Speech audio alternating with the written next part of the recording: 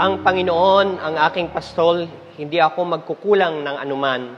Tulad ng tupang pinapahinga niya ako sa masaganang damuhan.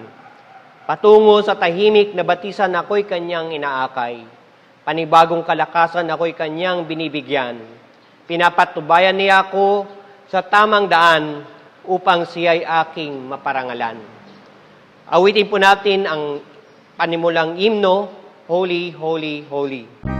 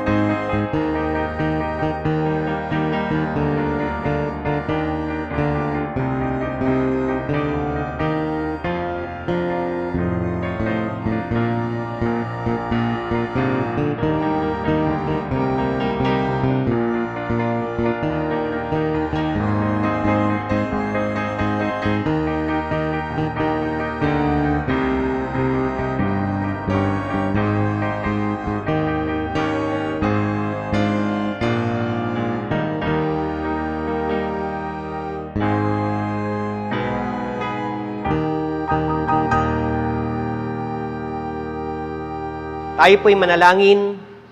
Makapangyarihan Diyos, sa pamagitan ng iyong anak, iyong nagapi ang kamatayan at ito'y ibinukas para sa amin, ang pintuan na walang hanggang buhay. Itulot mo na kami sa pagdiriwang ng buhay na muli ang aming Panginoon. Sa pamagitan ng iyong banal na Espiritu, ay buhayin mula sa pagiging patay sa kasalanan ng buhay sa katwiran, sa pamamagitan ni Kristong Jesus na aming Panginoon. Amen. Amen. Mga alipin, sundin ninyo ng may takot sa Diyos ang mga amo ninyo, hindi lang ang mababait, kundi pati ang malulupit. Pagpapalain kayo ng Diyos kung tinitiis ninyo ang mga pagpapahirap, kahit wala kayong kasalanan, dahil sa nais ninyong sundin ang kalooban niya. Pero kung paparusahan kayo dahil sa ginawa ninyong masama, wala ring kabuluhan kahit tiisin ninyo ito. Ngunit kung pinaparusahan kayo kahit mabuti ang ginawa ninyo at tiniis ninyo ito, kalulugdan kayo ng Diyos. ang mga pagdurusa ni Kristo para sa atin ang halimbawang dapat nating tularan. Ito ang dahilan kung bakit tayo tinawag, para tularan natin ang buhay ni Kristo. Hindi siya nagkasala o nagsinungaling man. Ininsulto siya, pero hindi siya gumanti ng insulto. Pinahirapan siya, pero hindi siya nagbanta. Ipinagkatiwala niya ang lahat sa Diyos na humatol ng makatarungan. Si Kristo ang umako sa mga kasalanan natin nang ipako siya sa krus, para iwanan natin ang buhay ng makasalanan at mabuhay ng matuwid. Dahil sa mga sugat niya, lumalipat tayo. Tayo pong lahat, para tayong mga tupang naligaw noon, pero nakabalik na tayo ngayon sa Panginoon na tagapag-alaga at tagapagbantay ng ating buhay. Ulitin po natin ang ating tugon.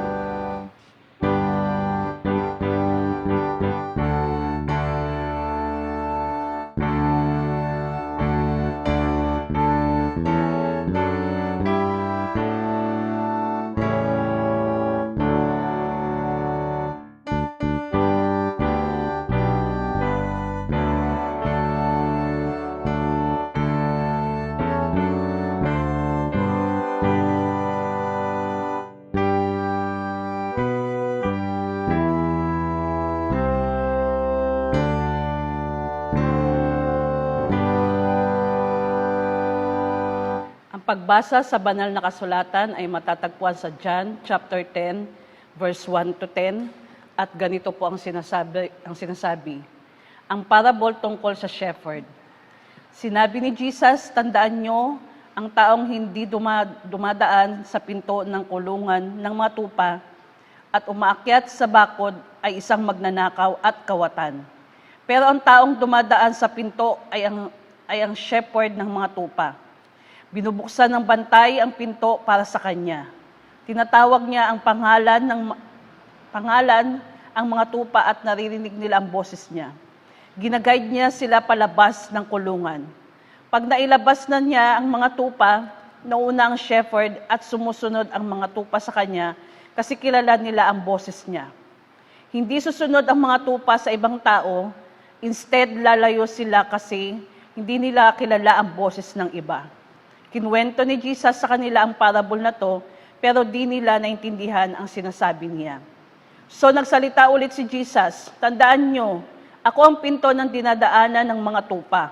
Yung mga naunang dumating sa akin ay mga magnanakaw at kawatan, at di sila pinakinggan ng mga tupa. Ako ang pinto, maliligtas ang lahat ng dadaan sa akin. Pwede silang maglabas-pasok para makahanap ng mga damong lugar para kumain. Dumating ang magnanakaw para lang magnakaw, pumatay at manira.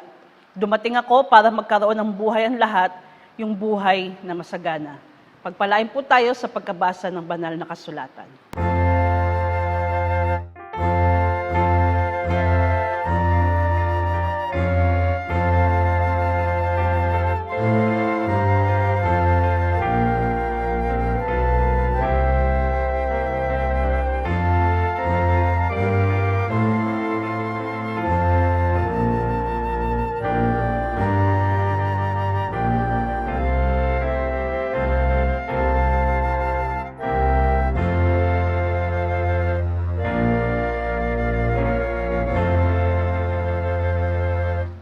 Happy and blessed Sunday morning sa atin pong lahat.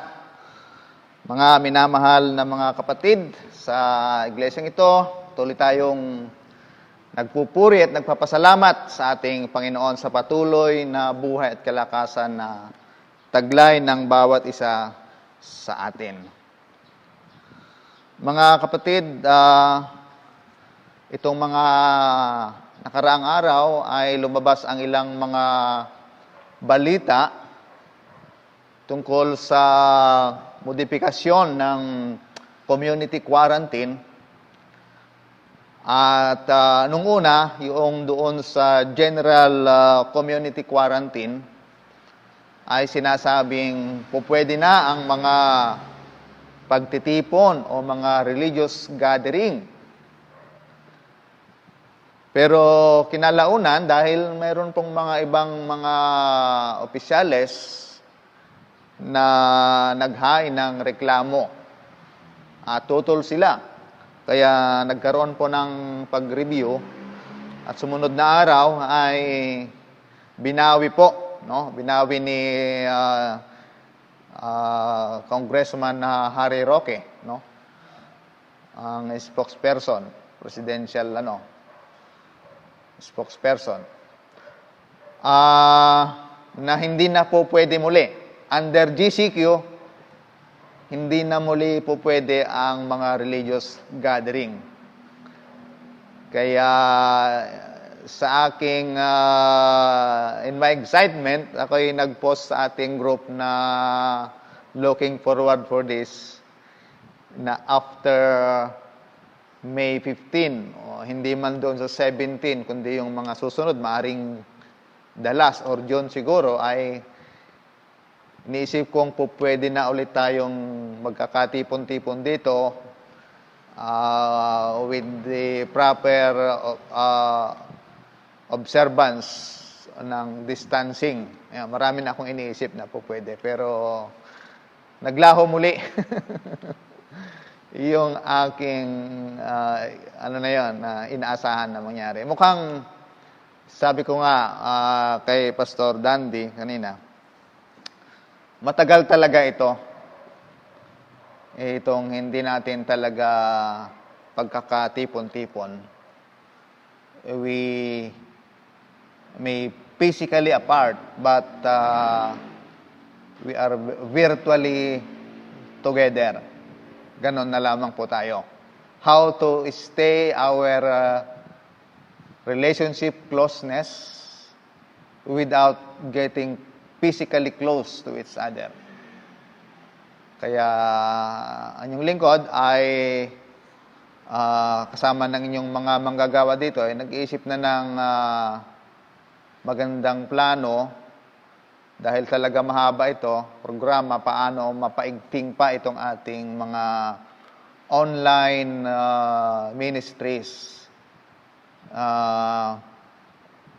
Sa ginawang pagpupulong ng mga manggagawa noong Biyernes through Zoom, na nabanggit yung ilan na mga practices, best practices through online ministries at merong nagsabi ng online visitation. Paano yun? So, marami po. Kaya magtulungan po tayo at yung ating Mother's Day sa susunod na linggo ay nag-iisip ako paano natin ito magandang ipagdiwang na talagang gawin pa rin natin ito. So, pag-iisipan po natin. Mag-contribute po kayo paano nang gagawin natin. Mag-post lang po kayo, mag-message, mag-post kayo sa ating group, sa Hope UMC Family, kung paano natin gagawin ito. With the help of the technology, ay ma-feel ng bawat isa itong ating Mother's Day celebration. That will be next Sunday, no? May 10. Ayan. So mga kapatid, yan po ang ilang mga bagay na sa aking puso at sa aking isipan sa pagpapatuloy ng ating mga gawain. Tayo sandaling manalangin. Panginoon, narito po kami sa pagpapatuloy ng aming pananambahan. Patuloy namin hinihiling, Panginoon, ang inyong panguna sa amin. Bukas niyo po ang aming puso at isipan. Sa pamagitan ng inyong salita, patuloy mo kaming biyayaan ng kalakasan ng buhay, inspirasyon, para po sa aming patuloy na paglalakbay sa buhay, magkaroon po kami ng patuloy na pag-asa sa gitna ng krisis na amin pong kinakaharap ngayon. Sa pangalan ni Jesus, Amen. Ang atin pong aralin ngayong umaga ay tumutukoy sa larawan ng ating Panginoong Hesukristo bilang ating good shepherd o ang ating dakilang pastol.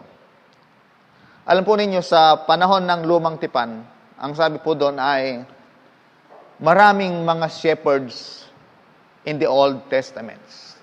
there were so many shepherds in the Old Testament. Ang tinutukoy po ng mga shepherds noon ay yung mga teachers, yung mga political leaders. Sila po yung mga tinutukoy, mga prophets. They were all considered as shepherds in the Old Testament. And since mayroon mga false prophets noon, so mayroon din talagang mga hindi totoong mga pastol. Bakit palasak ang pagsasalarawan sa pagiging shepherd? Dahil yun po ang laganap na hanap buhay ng mga tao noon. Mga nag-aalaga ng pastol. Napakadali nilang ilarawan ang kanilang trabaho sa pamagitan ng act of shepherding. Ano po ba ang task ng isang shepherd? No? Nasubukan ko ring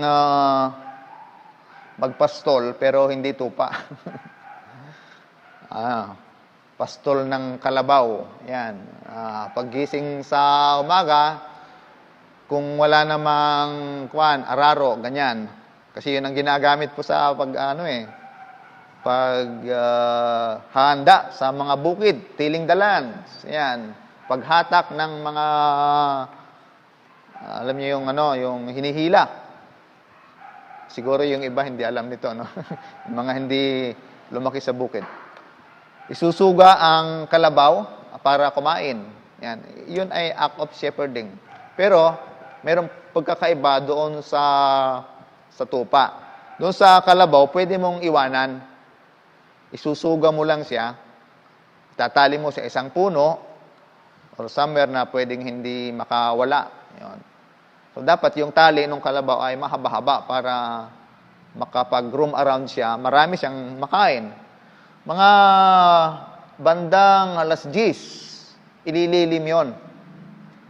Hindi siya katulad ng baka na ang baka ay pwedeng ma-expose sa araw buong maghapon. Ang kalabaw, hindi pwede. So, kailangang ililim at painumin. And then, pag medyo malamig-lamig na naman sa hapon, ilalagay na naman sa... Hahanap ka na naman ng madamo-damo. Huwag naman basta dun sa isang lugar. So, ang trabaho ng nagpapastol, hahanap siya ng madamo-damo. No? Hindi basta sa isang lugar. So, yun ang isang gawain. Talagang hahanap mo siya ng greener pasture. No? Kung tinatamad ka ng umuwi, yan, pwede mo nang bantayan. O kaya paghapon na, habang pinapakain, nakasakay ka. Ayan, nakasakay ka sa kalabaw habang kumakain. Maganda yun. So sa mga tupa, umagang-umaga, ang shepherd ay ilalabas yung mga tupa. At maghahanap ng isang pastulan na sagana. Babantayan niya yon maghapon. At titingnan kung mayroong kakawala. Mayroong lilihis, mayroong aalis, mayroong lalayo. At titingnan din kung mayroong mga aataking mga oso. Ang trabaho ng pastol ay poprotekta. Kaya lagi mayroong tungkod yon. No?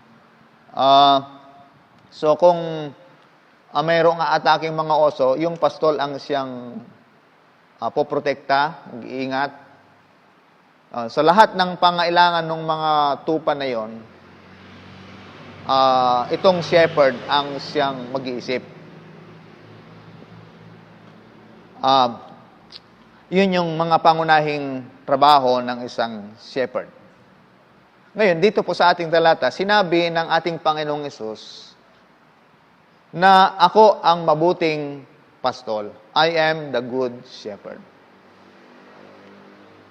Tingnan natin, papaano ba niya ito ginawa? Papaano nilid ni Jesus ang kanyang flock? Ang kanyang flock dito, ang tupa na sinasabi,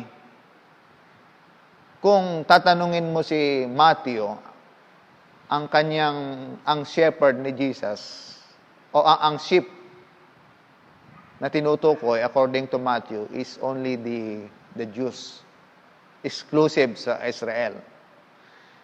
But here in Luke, doon sa Luke naman, no, Matthew and then Luke ay mga lahat, walang pinipili. Kasama ang lahat, pati ang mga hentil. At dito sa John, hindi lang din naman siya particular sa 12 disciples na kanyang flock. Dito kasi kay John ay ito yung community of love. So walang tinitingnang posisyon dito. Under sa community ng John, it is an egalitarian community. So pantay-pantay dito. The whole community ang flock ng ating Panginoon. So papaano niya ito ginawa? At we relate to our time today, papaano ito patuloy na ginagawa ng ating Panginoon. Ang makikita natin dito sa ating mga talata ay ito po. Una, sa pagiging shepherd ng ating Panginoong Hesus, Jesus as our good shepherd, ito ang kanyang ginawa at patuloy na ginagawa at gagawin. Nagbibigay siya ng babala. Nagbigay siya ng babala at patuloy na nagbibigay ng babala. Warning. Doon sa verse 1 ng chapter 10 verse 1, nagsalita si Jesus sa pamagitan ng pagkahalintulad. Sinabi niya, "Sinasabi ko sa inyo ang totoo. Ang pumapasok sa kulungan ng mga tupa nang hindi dumadaan sa pintuan, kundi umaakyat sa pader ay magnanakaw at tulisan." So ito isang babala ito. Nasabi niya, o tingnan ninyo, kung yan ay dumaan sa pader, sa bakuran, sa likod, at hindi sa pinto, hindi yan, pastor. So, I'm now giving you a warning. Meron kayong palatandaan na yun ay isang magnanakaw.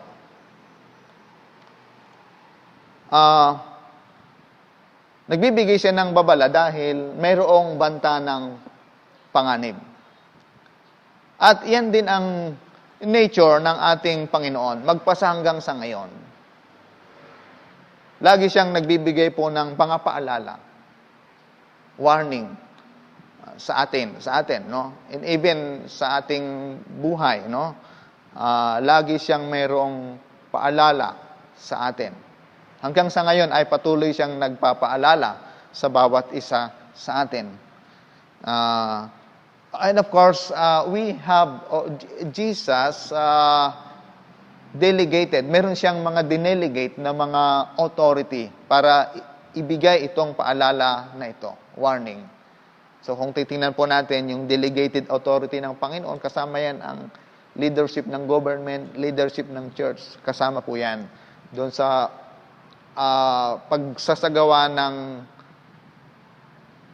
pagpe-perform ng ating Panginoong Hesus ng kanyang leadership, He as our shepherd. Nag-delegate siya ng mga authority.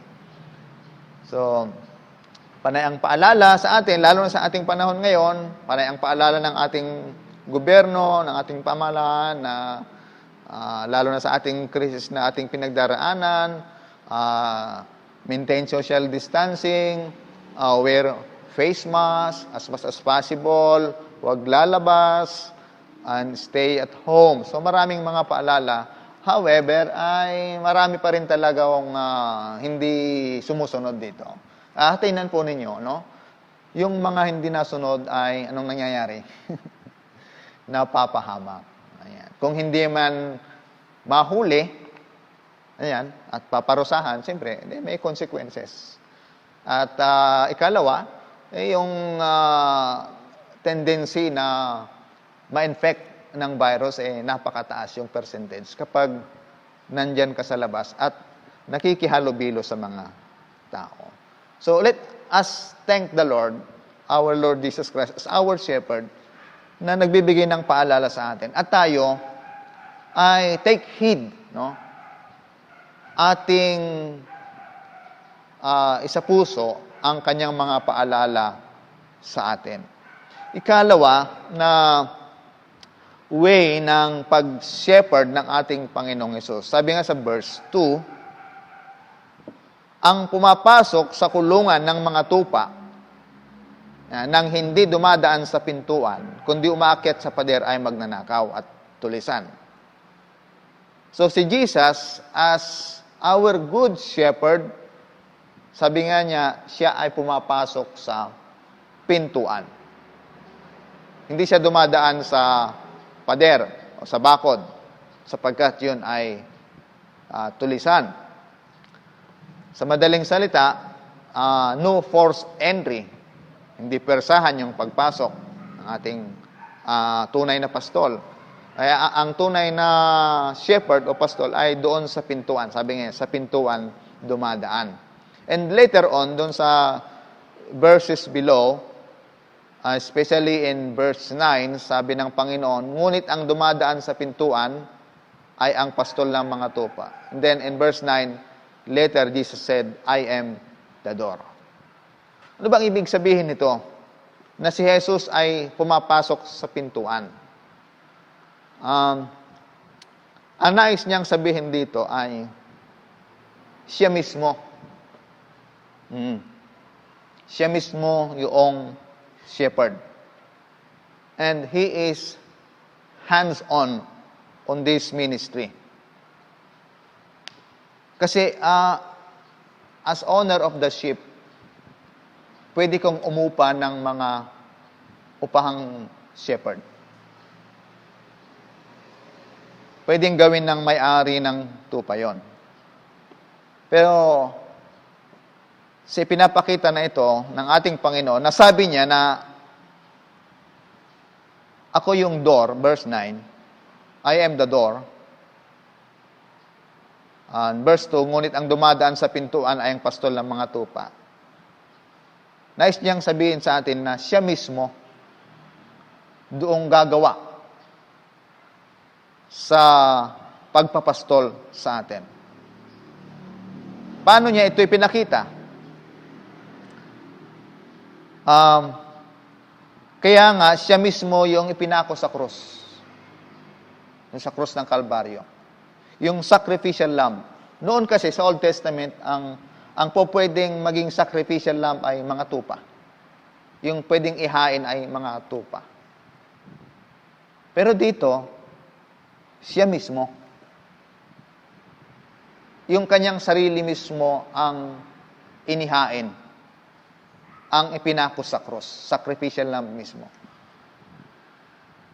Kaya makapangyarihan itong sinasabi ng Panginoon dito na I am the door. He Himself.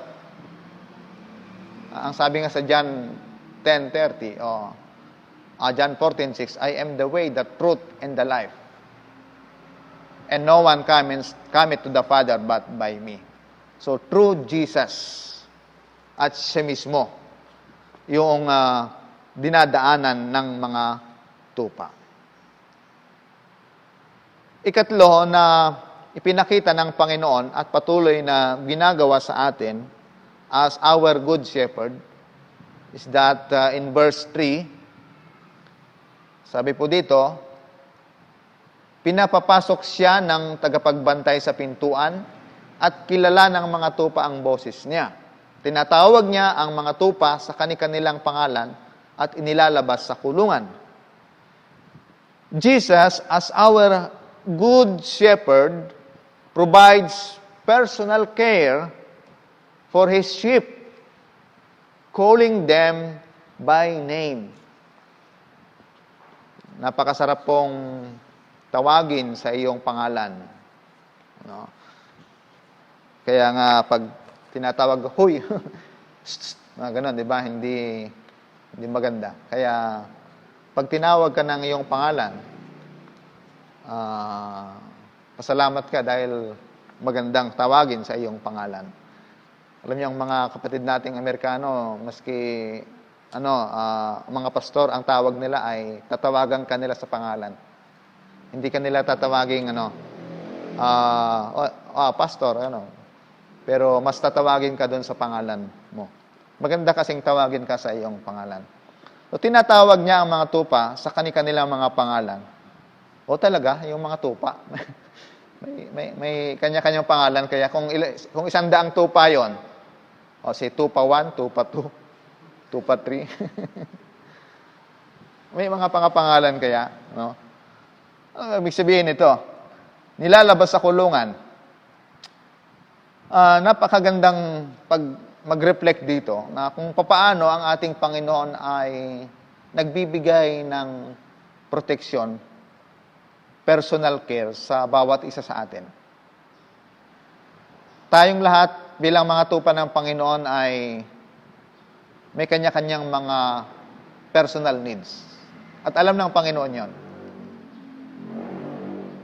We have our respective personal needs. Iba't iba yun. Although mayroong common, pero iba't ibang mga pangailangan.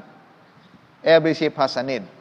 At ang makita natin dito na ginagawa ng Panginoon as our good shepherd, binibigyan niya ng panahon. Nilalabas niya sa kulungan. Tinitingnan, ano bang problema nito? Ano bang sakit nito? Bakit mabagal kumilos? Tahimik, hindi makakain. Tinitingnan ng shepherd, ano ang problema ng sheep na ito. Hindi ba't napakagandang isipin na ganun ang ginagawa ng ating Panginoon. Binibigyan tayo ng oras. Kaya sabi nga, pumasok ka sa iyong silid, manalangin, and kausapin mo ang Panginoon doon. Bibigyan ka ng oras para sabihin sa Kanya, no? And Jesus will speak to you, no, sa lahat ng panahon.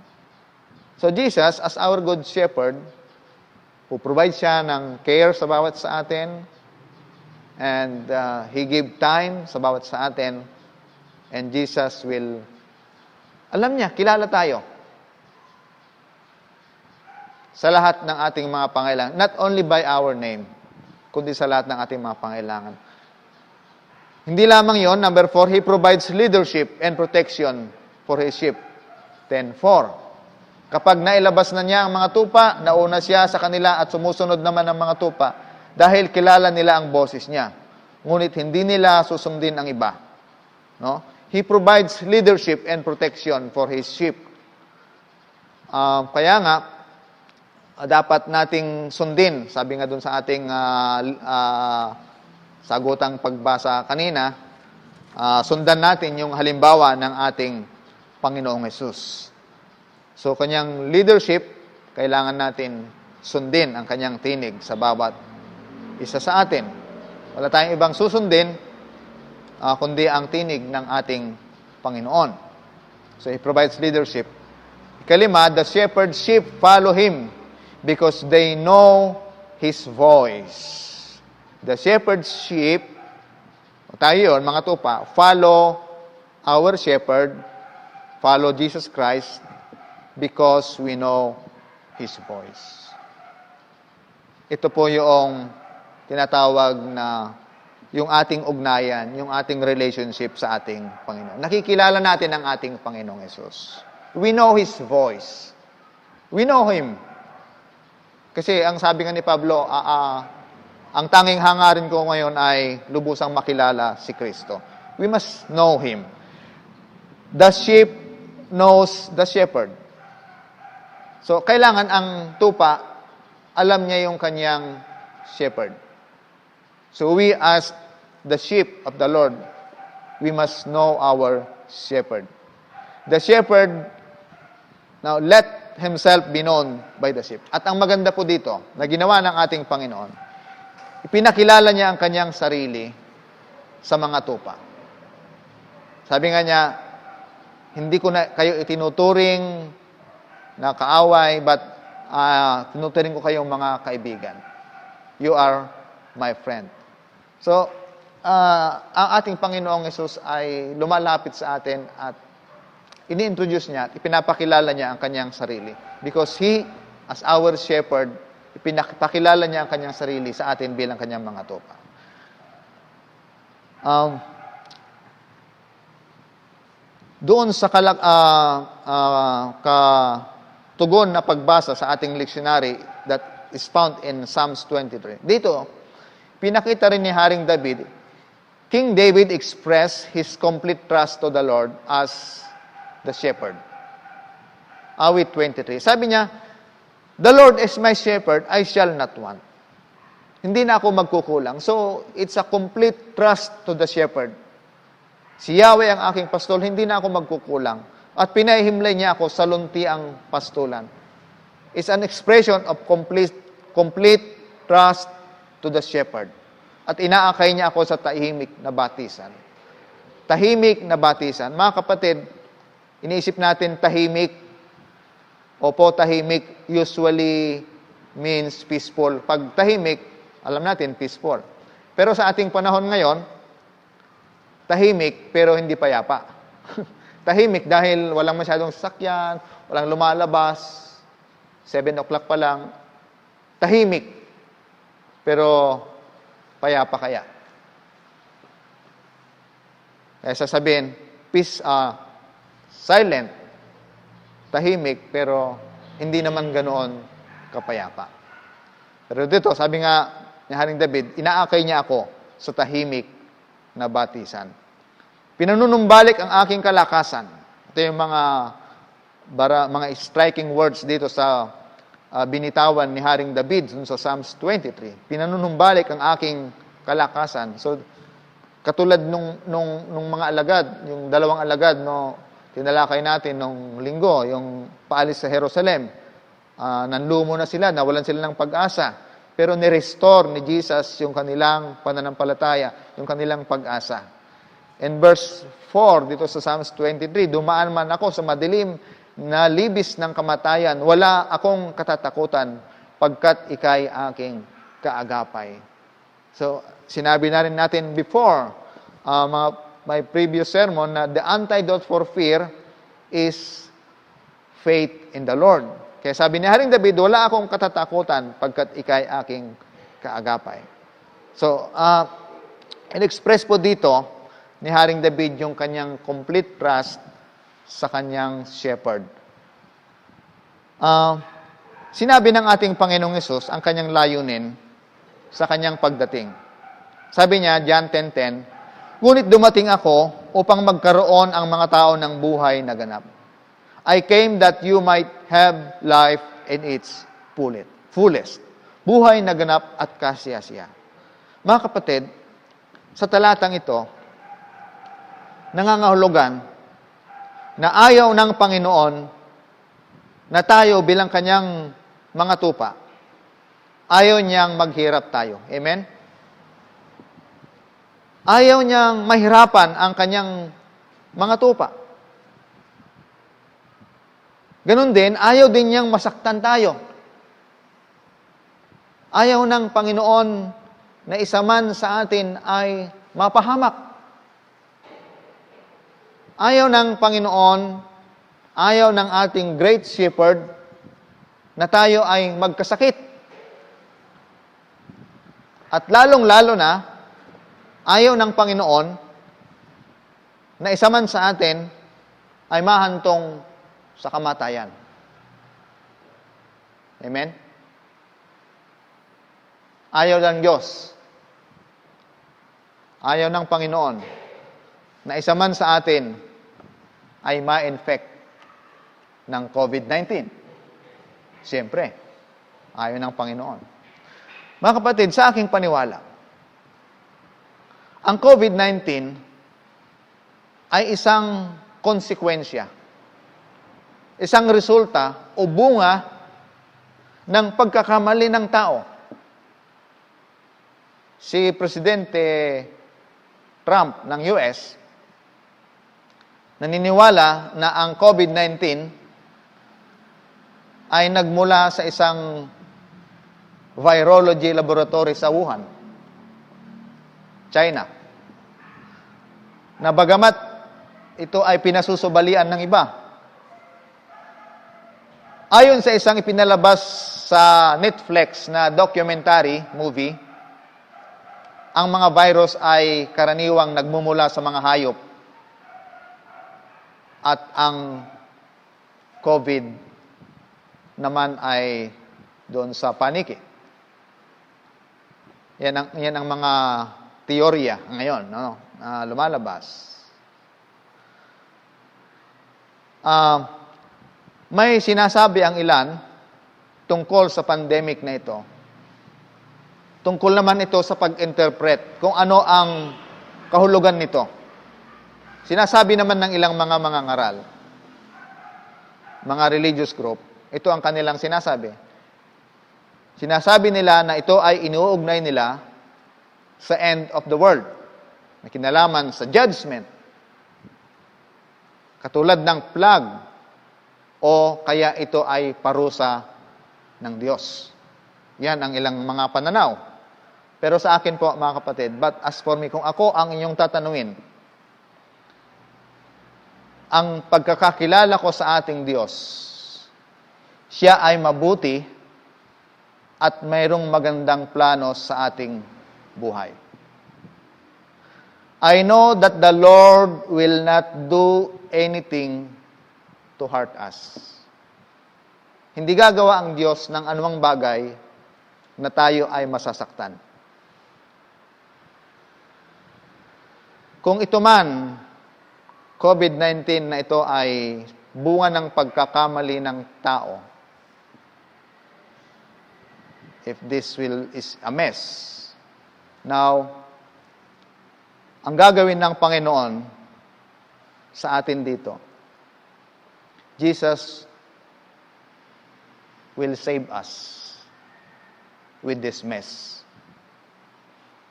Whoever did this, sino man ang mayroong may gawa nito, natural man ito o pagkakamali ng tao,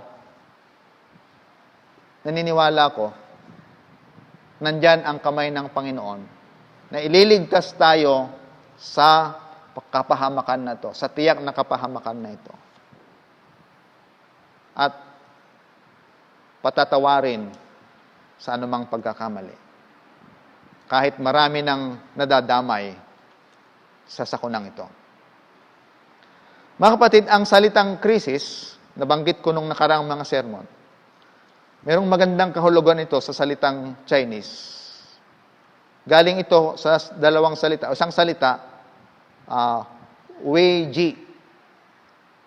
Nang ibig sabihin ng salitang Wei Ji from Chinese word ay, it's a two word, danger and opportunity.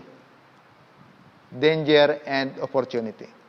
So, dalawang bagay, Wei, W-E-I, and J-I-E-I, J-I, danger and opportunity. Merong panganib, pero kalakip din ito ang opportunity, chance. Andun din yung chance. Ngayon, tingnan natin doon sa part ng opportunity, doon sa chance. This crisis is an opportunity o pagkakataon upang makilala natin ng lubusan ang ating shepherd. To get closer, more closer to our shepherd. Makilala ng lubusan ang ating Panginoon. An opportunity to help people. An opportunity to love others. Katulad ng sinabi ni Haring David, dumaan man ako sa madilim na libis ng kamatayan, wala akong katatakutan pagkat ikay aking kaagapay. An opportunity to trust the Lord sa buhay ng bawat isa sa atin.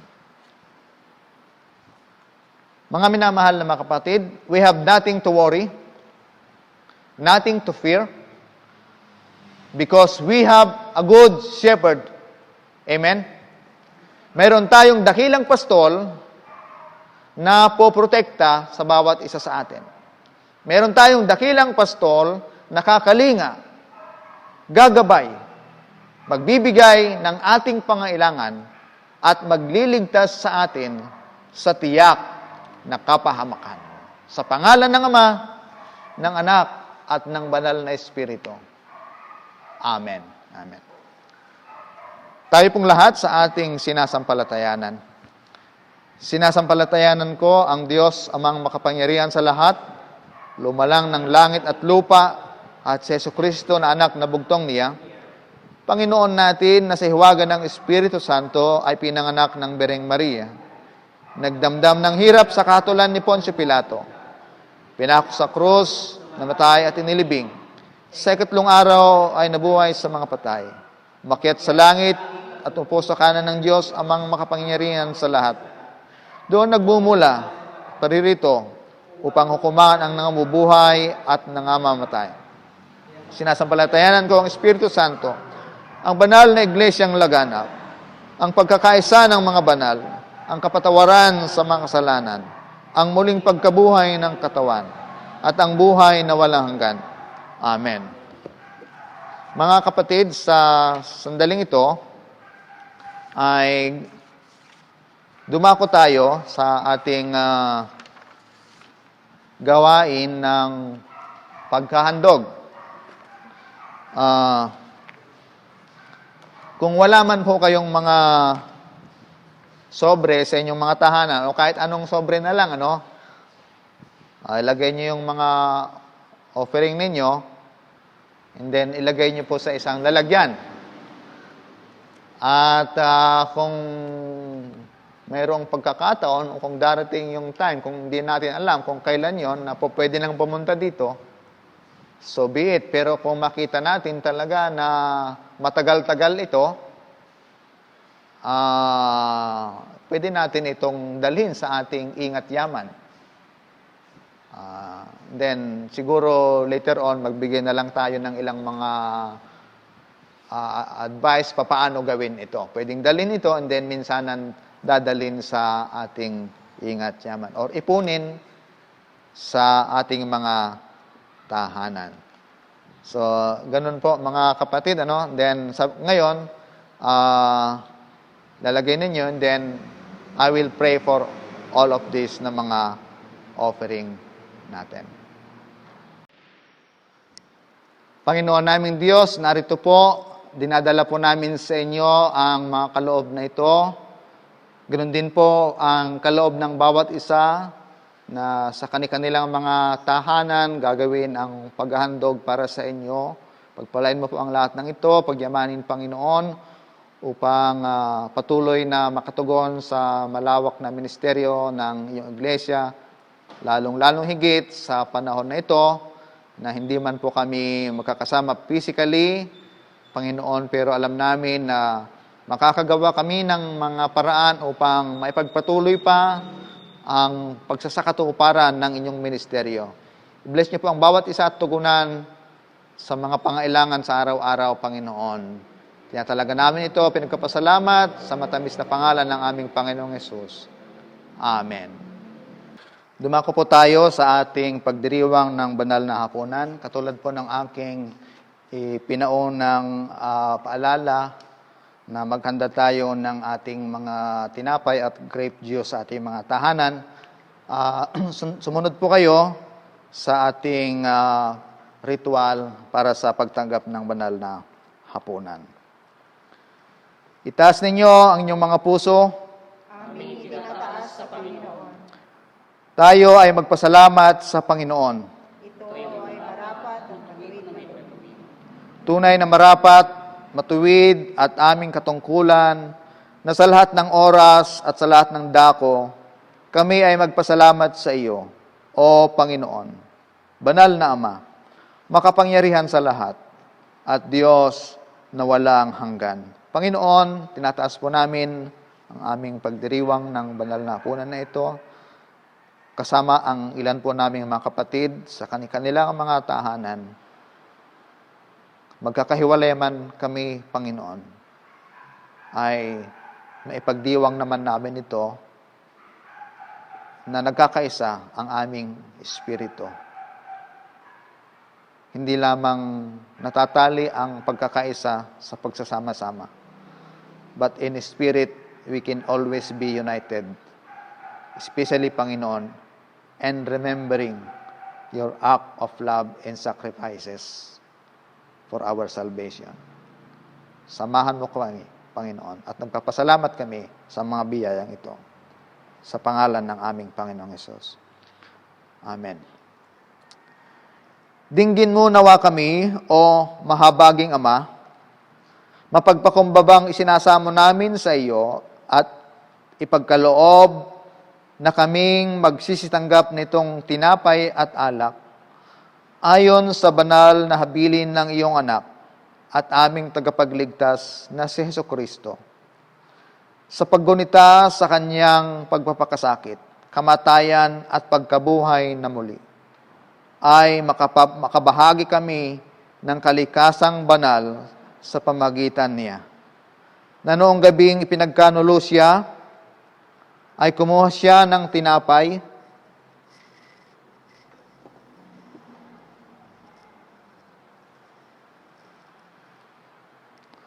at makapagpasalamat ay ibinahagi at ibinigay sa kanyang mga alagad na sinasabi, "Kumuha't kumain kayo, ito ang aking katawan na ibinibigay para sa inyo. Gawin ninyo ito sa pag-alaala sa akin." Gayon din naman, pagkahapunan, kinuha niya ang saro, at nang makapagpasalamat ay binigay sa kanila na sinasabi, "Inumin ninyong lahat ito sapagkat ito ang aking dugo ng bagong tipan na nabubu para sa inyo at sa marami sa ikapagpapatawad ng mga kasalanan. Gawin ninyo ito sa tuwing iinom kayo sa pag-alaala sa akin." Tayo pong lahat. O Kordero ng Diyos na nag-aalis ng kasalanan ng sanlibutan, maawa ka sa amin. O Kordero ng Diyos na nag-aalis ng kasalanan ng sanlibutan, mahabag ka sa amin. O Kordero ng Diyos na nag-aalis ng kasalanan ng sanlibutan, bigyan mo nawa kami ng kapayapaan. Amen. Ngayon po, ating sama-samang tatanggapin. Una po ang tinapay. Sa inyo pong mga tahanan, damputin po ang tinapay.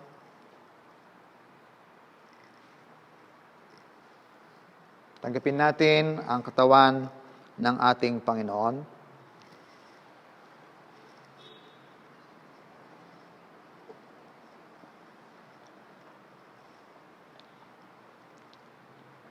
Ang saro, tanggapin po natin.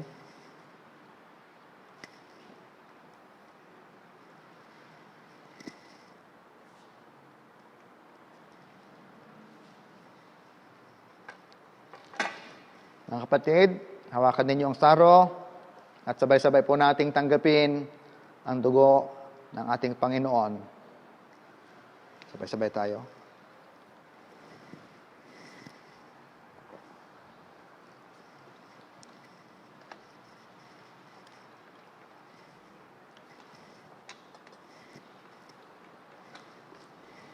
Salamat tayo.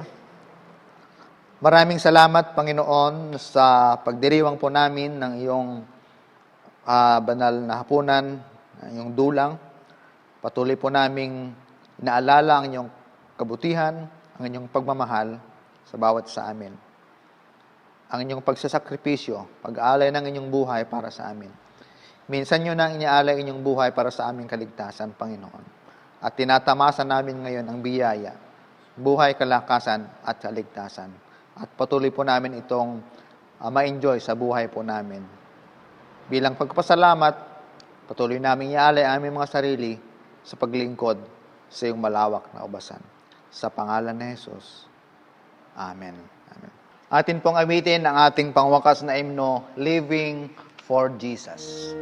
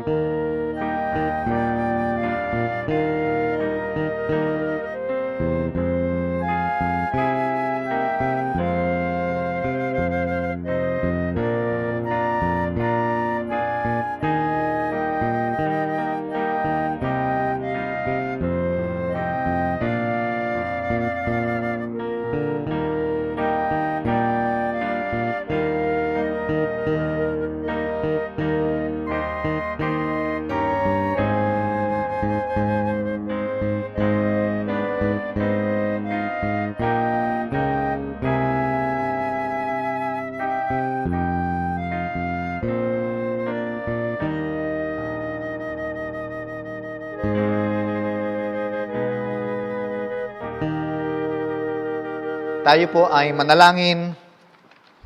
Patuloy kaming lumalapit, dumudulog sa inyo, Panginoon, sa oras na ito. Kung kayo po na mga nasa mga tahanan, patuloy tayong lumapit sa ating Panginoon sa inyo pong ginawa. Kung mayroon po kayong mga ginawang altar, just proceed to your altar. You might kneel, you might stand sa harapan ng ating Panginoon. And together, we will continue to come forward, magpasalamat, magtalaga ng ating buhay dahil ina-assure tayo ng Panginoon na siya ang ating dakilang pastol. Tayo ay kanyang mga tupa, tayo ay inaalagaan niya. And remember, as I said before, hindi niya tayo pababayaan. Hindi niya hayaan na tayo masaktan o mapahamak man. Kaya Panginoon, buo ang aming pagtitiwala. Katulad din po ng mga awit na si David, sinasabi rin namin ng buong puso, the Lord is our shepherd.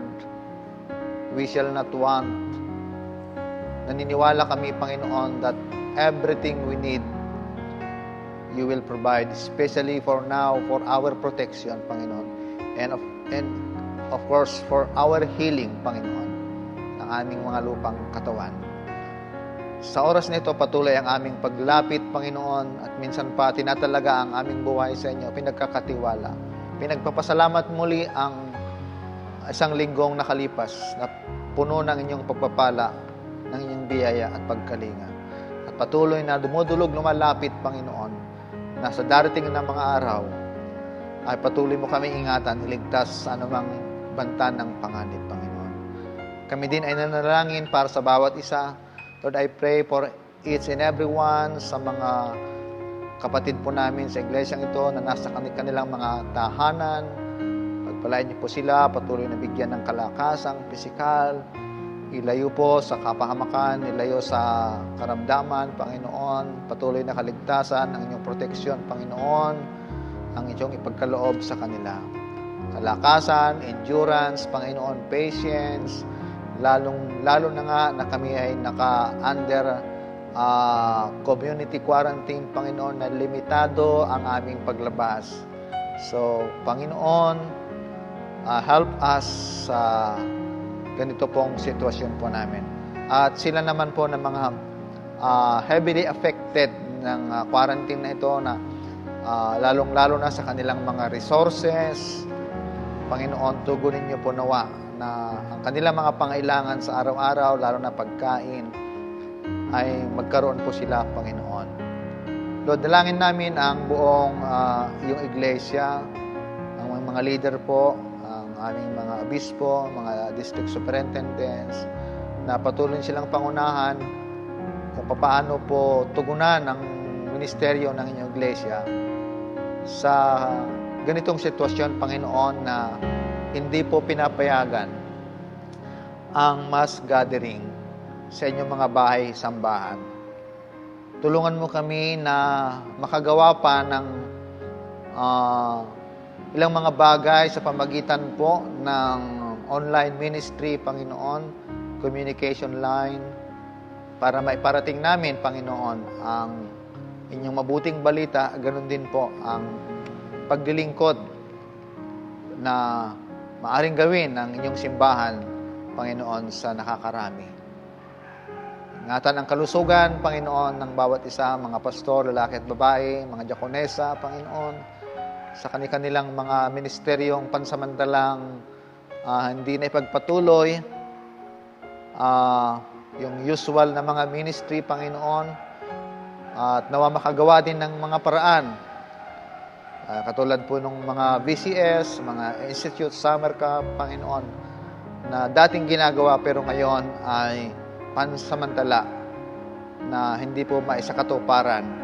Kaya tulungan niyo kami, Panginoon, how we can perform, Panginoon, how we can continue our activities, our spiritual disciplines, Panginoon, kung paano po namin napagyaman ang lahat ng ito. Lord, we pray for our government, sa kanilang pagkapatupad ng mga guidelines, sa ECQ, Panginoon. Alam namin, nahihirapan na rin po sila sa pag-iisip ng mga paraan dahil marami pong mga mamamayan ang hindi sumusunod. Tulungan niyo po, Panginoon, sila.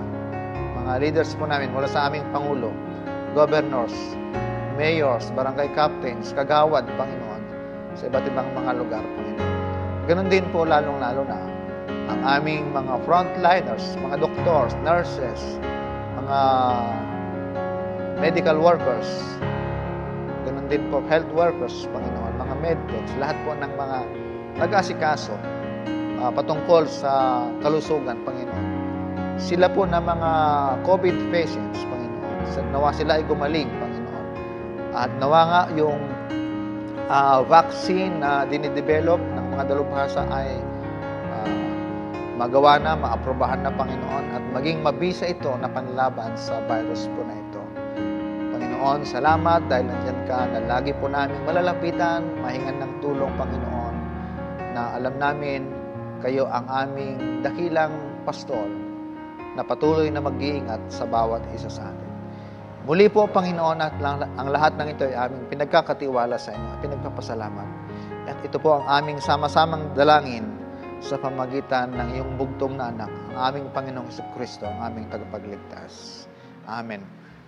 Tanggapin natin ang patuloy na pagpapala ng ating Diyos sa mga makapangyarihan sa lahat, ang kanyang pagligtas, ang kanyang pagkapatawad sa pamagitan ng kanyang bugtong na anak, at ang tanglaw gabay pakikipisan ng banal na Espiritu ay patuloy nating tanggapin ngayon at magpakailanman. Amen. Amen.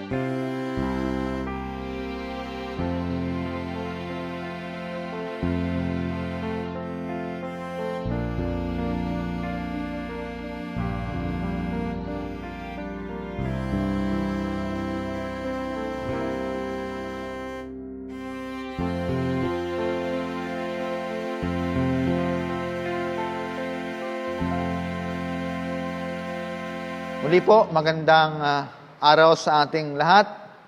See you next Sunday.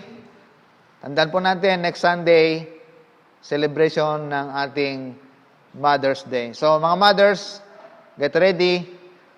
Pangandaan natin kung anong pwede natin gawin para celebrate. Andyan si Diaconesa, no? Tumatango. Sabi niya, okay na, meron na. So, magtulungan po tayo sa worship committee. Sabihin nyo, tawag nyo lamang po, text ninyo, messenger ninyo. Anong naisip nyo pwedeng gawin natin?